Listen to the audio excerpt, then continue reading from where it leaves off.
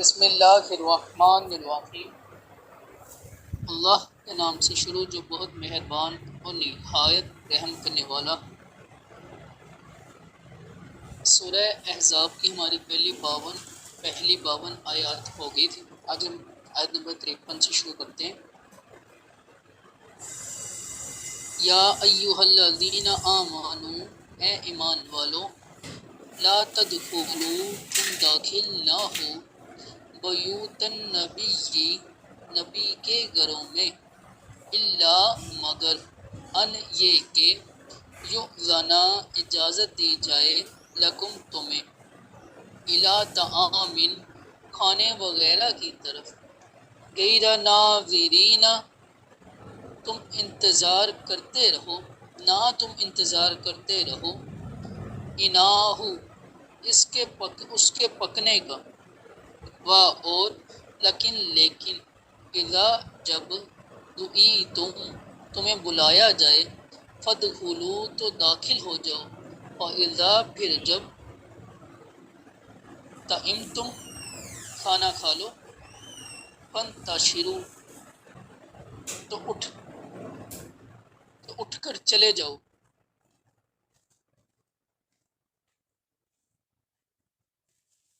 اور لا نہ، مستانسین، دل بہلاتے رہو، لحدیث، باتوں سے،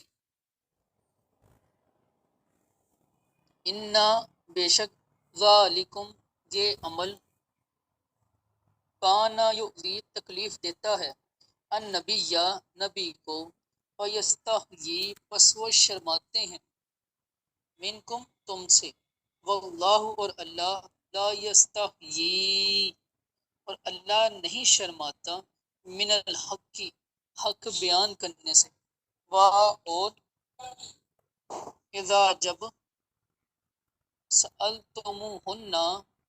تم مانگو ان سے، متاعن، کوئی سامان، فاسألوہن، تو مانگو ان سے، من وراء حجاب، پردے کے پیچھے سے، ذالکم، یہ، اطہر، زیادہ پاکیزہ ہے، لقلوبکم وقلوبہن، تمہارے اور ان کے دلوں کے لیے، اور ما کانا، نہیں ہے، لکم، تمہارے لیے، ان کے، تؤذوا، تم ایذا دو، رسول اللہ، اللہ کے رسول کو، ولا، اور نہ، ان یہ کہ، ان تنکحوا، تم نکاح کرو، ازواجہ، ان کی بیویوں سے، من بعدہ، اس کے بعد، ابداً، کبھی، انا، بے شک، ذالکم، یہ بات، کانا، ہے، عند اللہ، اللہ کے نزدیک، عظیماً، بہت بڑی۔ اگر آیت نمبر 54 دیکھتے ہیں، ان اگر، تو بدو، تم ظاہر کرو، شیئن، کوئی چیز، او یا تخفوہ، چھپاؤ اسے، فإن اللہ، تو بے شک اللہ، کانا، ہے، بکل شیء علیما، ہر چیز کو جاننے والا۔ اب ان دو آیات کا محاورہ ترجمہ دیکھتے ہیں۔ اے ایمان والو، نبی کے گھروں میں نہ حاضر ہو جب تک اجازت نہ ہو، جیسے کھانے کے لیے بلایا جائے، یوں نہیں کہ خود ہی اس کے پکنے کا انتظار کرتے رہو۔ ہاں، جب تمہیں بلایا جائے تو داخل ہو جاؤ، پھر جب کھانا کھا لو تو چلے جاؤ، اور یہ نہ ہو کہ باتوں سے دل بہلاتے ہوئے بیٹھے رہو، بے شک یہ بات نبی کو اعزاز دیتی تھی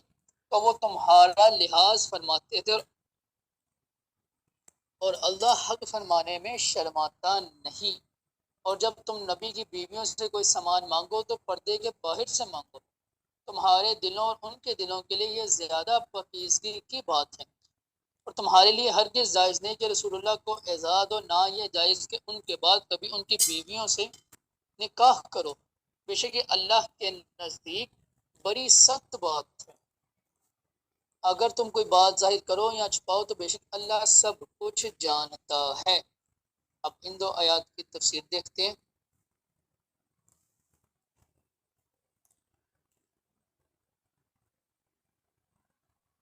یا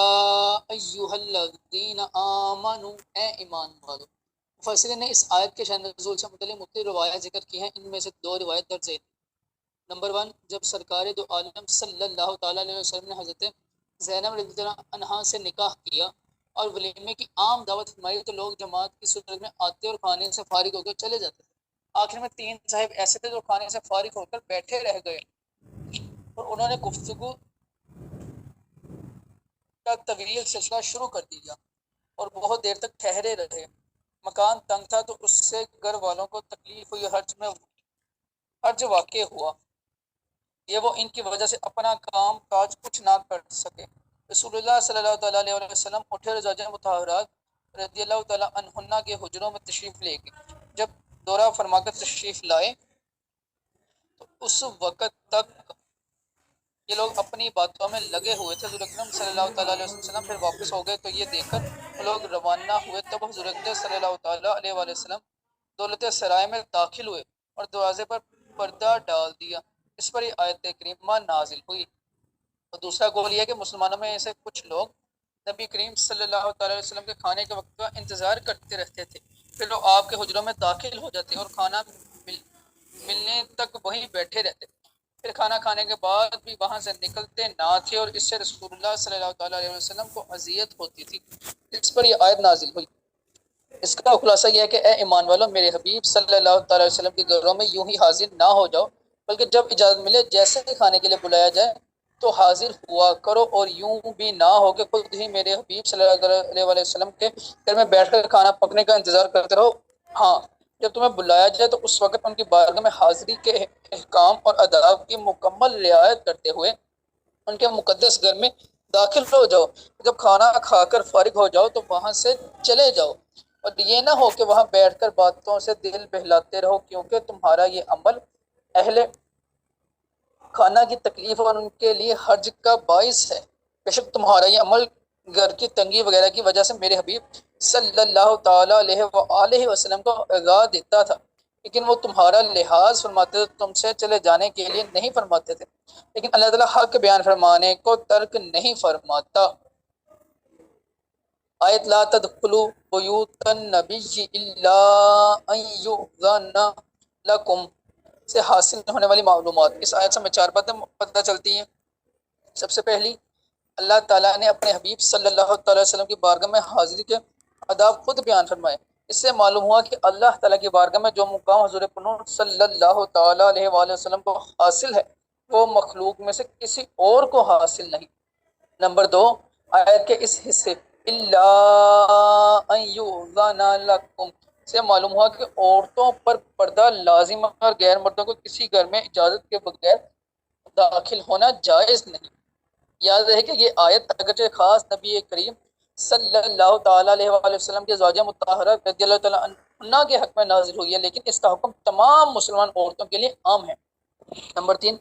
کوئی شخص دعوت کے بغیر کسی کے ہاں کھانا کھانے نہ جائے۔ نمبر 4، مہمان کو چاہیے کہ وہ میزبان کے ہاں زیادہ دیر تک نہ ٹھہرے تاکہ اس کے لیے حرج و تکلیف کا سبب نہ ہو۔ اس آیت کے شان نزول سے سرکار دو عالم صلی اللہ علیہ وسلم کی کمال حیا، شان کرم اور حسن اخلاق کے بارے میں معلوم ہوا کہ ضرورت کے باوجود تو صحابہ کرام رضی اللہ عنہم سے یہ نہ فرمایا کہ اب آپ چلے جائیے، بلکہ آپ نے جو طریقہ اختیار فرمایا وہ حسن آداب کی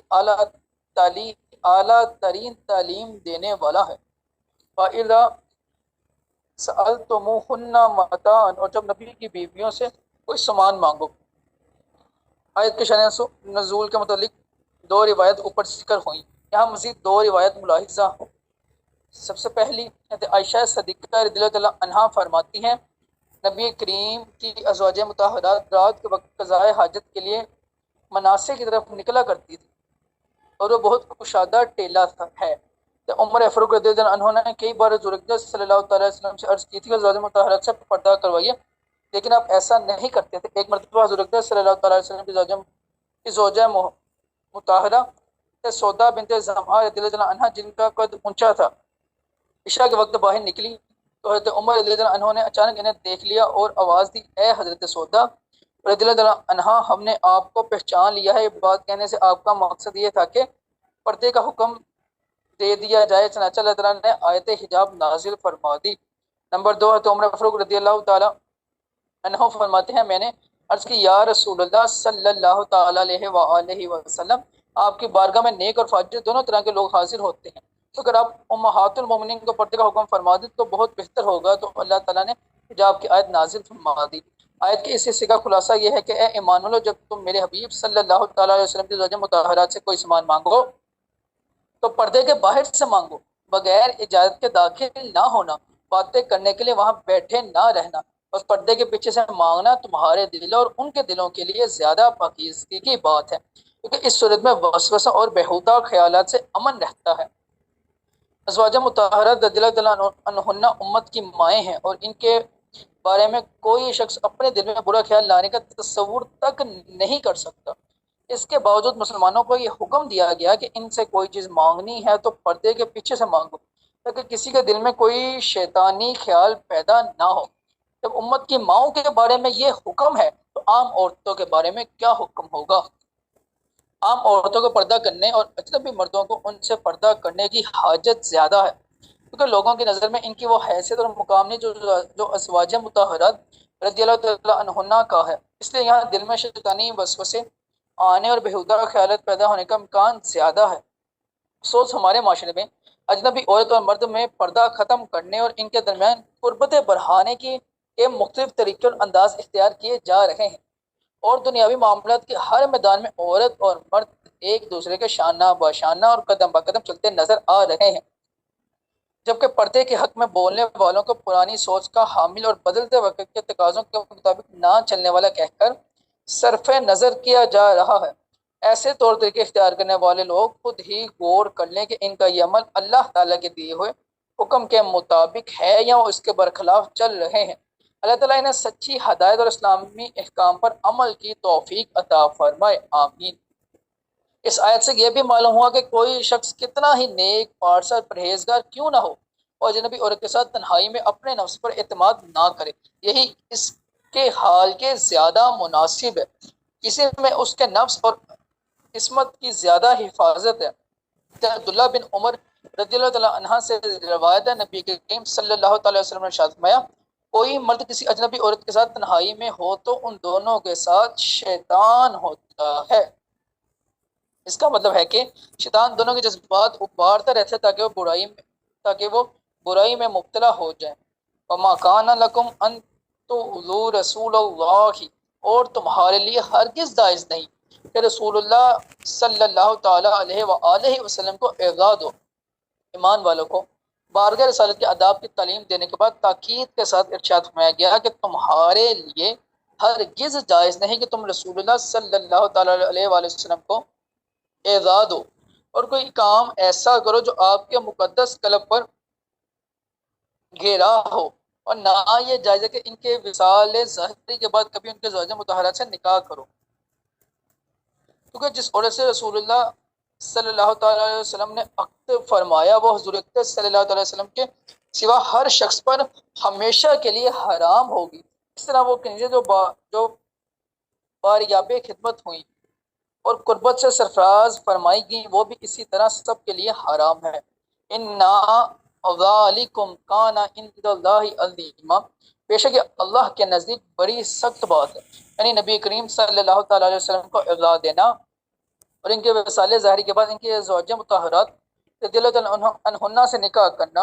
اللہ تعالیٰ کے نزدیک بڑا سخت گناہ ہے۔ اس میں یہ بتا دیا گیا ہے کہ اللہ تعالیٰ نے آپ اپنے حبیب صلی اللہ تعالیٰ علیہ وسلم کو بڑی عظمت عطا فرمائے، آپ کی حرمت ہر حال میں واجب کی ہے۔ ان تبدو شیئا او تخفوہ، اگر تم کوئی بات ظاہر کرو یا چھپاؤ، یعنی نبی اکرم صلی اللہ تعالیٰ علیہ وآلہ وسلم کے وصال ظاہری کے بعد ان کے زوجہ مطہرات رضی اللہ عنہن سے نکاح کے بارے میں تم کوئی بات ظاہر کرو یا چھپاؤ تو یاد رکھو کہ بے شک سب اللہ عز و جل سب کچھ جانتا ہے اور وہ تمہیں اس کی سزا دے گا۔ آیت نمبر 25، لا جناح، کوئی حرج نہیں، علیہن ان عورتوں پر، فی آبائہن ان کے باپوں میں، وا اور لا ابنائہن ان کے بیٹوں میں، ولا ولا اخوانہن اور نہ ان کے بھائیوں میں، ولا ابناء اخوانہن اور نہ ان کے بھائیوں کے بیٹوں میں، ولا ابناء اخواتہن اور نہ ان کی بہنوں کے بیٹوں، ولا ولا نسائہن اور نہ ان کی عورتوں، ولا ما ملکت ایمانہن اور نہ جن کے مالک ہوئے ان کے دائیں ہاتھ، واتقین اور تم ڈرتی رہو اللہ سے، ان اللہ بے شک اللہ علی کل شیء شہیدن بے شک اللہ ہر چیز کا نگہبان ہے۔ آیت نمبر 55 کا با محاورہ ترجمہ کرتے ہیں۔ عورتوں پر ان کے باپوں اور بیٹوں اور بھائیوں اور بھتیجوں اور بانجوں اور اپنے دین کی عورتوں اور اپنی کنیزوں کے بارے میں پردہ نہ کرنے میں کوئی مذائقہ نہیں، اور اللہ سے ڈرتی رہو بے شک اللہ ہر چیز پر نگہبان ہے۔ آیت نمبر 55 کی تفسیر کرتے ہیں۔ لا جناح علیہن فی آبائہن ان پر ان کے باپوں کے بارے میں کوئی مذائقہ نہیں۔ اس سے پہلی آیت میں پردے کا حکم دیا گیا، اور اس آیت میں ان لوگوں کا بیان کیا جا رہا ہے جن سے پردہ نہیں۔ شان نزول، جب پردہ کرنے کا حکم نازل ہوا تو عورتوں کے باپ، بیٹوں اور قریب کے رشتہ داروں نے رسول کریم صلی اللہ تعالیٰ علیہ وآلہ وسلم کی خدمت میں عرض کی، یا رسول اللہ صلی اللہ تعالیٰ علیہ وآلہ وسلم، کیا ہم اپنی ماؤں اور بیٹیوں کے ساتھ پردے کے باہر سے گفتگو کریں؟ اس پر یہ آیت کریمہ نازل ہوئی اور ارشاد فرمایا گیا کہ عورتوں پر اس پر کچھ گناہ نہیں کہ اپنے باپوں، بیٹوں، بھائیوں، بھتیجوں اور بانجوں سے پردہ نہ کریں، اور ان قریبی رشتہ داروں کے سامنے آنے اور ان سے کلام کرنے میں کوئی حرج نہیں۔ یوں ہی مسلمان عورتوں اور اپنی کنیزوں کے سامنے آنا بھی جائز ہے۔ نوٹ، یہاں آیت میں چچا اور ماموں کا صراحت کے ساتھ ذکر نہیں کیا گیا کیونکہ وہ والدین کے حکم میں ہے۔ یہاں آیت کی مناسبت سے عورت کے پردے سے متعلق 4 شرعی مسائل ملاحظہ کیجیے۔ سب سے پہلے محرم رشتہ داروں سے پردہ نہیں ہے الا یہ کہ فتنے کا اندیشہ ہو، اور محرم سے مراد وہ رشتہ دار ہے جن سے عورت کا نکاح کرنا ہمیشہ کے لیے حرام ہو۔ نمبر 2، دوسری مسلمان عورت کو دیکھ سکتی ہے، اور اس کا وہی حکم ہے جو